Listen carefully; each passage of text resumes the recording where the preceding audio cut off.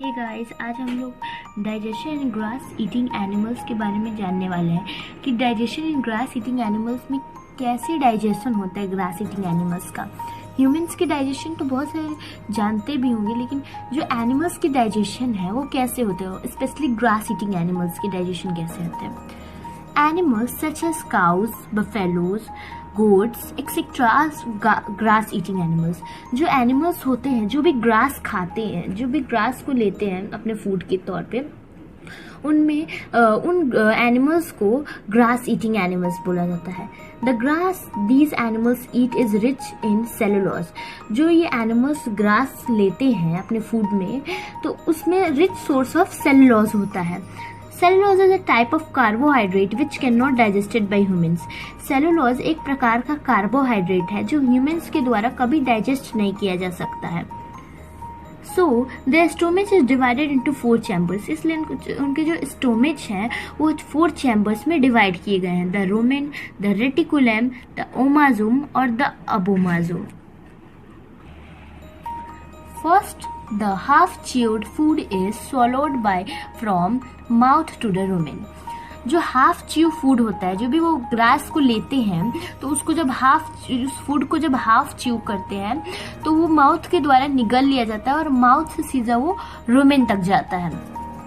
Here it is attacked upon by bacteria। और यहाँ पे जब रुमेन में वो चला जाता है तो यहाँ पे बैक्टीरिया वहाँ पे अटैक करते हैं वहाँ पे।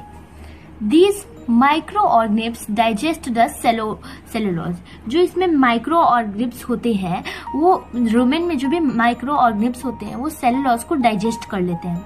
The half digested food goes to the second chamber, the reticulum. जो अब हाफ डाइजेस्टेड फूड है, अब वो सेकेंड चैम्बर तक में चला जाता है, reticulum. From the reticulum, the food is sent back to the mouth।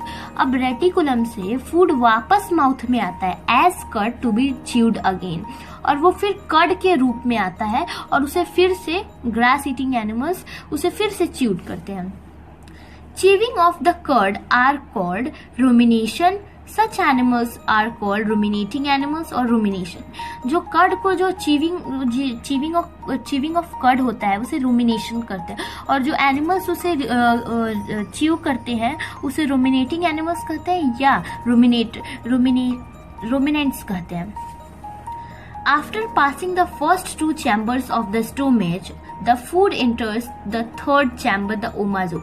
जब 2 चैम्बर्स को हमारा जो फूड है वो जो ग्रास ईटिंग एनिमल्स का जो फूड है 2 चैम्बर्स को पार कर लेता है तो वो 3rd चैम्बर्स में एंटर करता है, जिसको ओमाजुम बोलते हैं। Here the food is broken down into small pieces and finally enters the 4th chamber, the abomasum। ये जो यहाँ पे जब ये ओमाजुम में आता है तो ये जो फूड होता है स्मॉल पार्टिकल्स में, स्मॉल पीसेस में टूट जाते हैं और फिर ये चले जाते हैं, फाइनली ये चले जाते हैं अबोमाजुम में। Abomasum is the true digestion.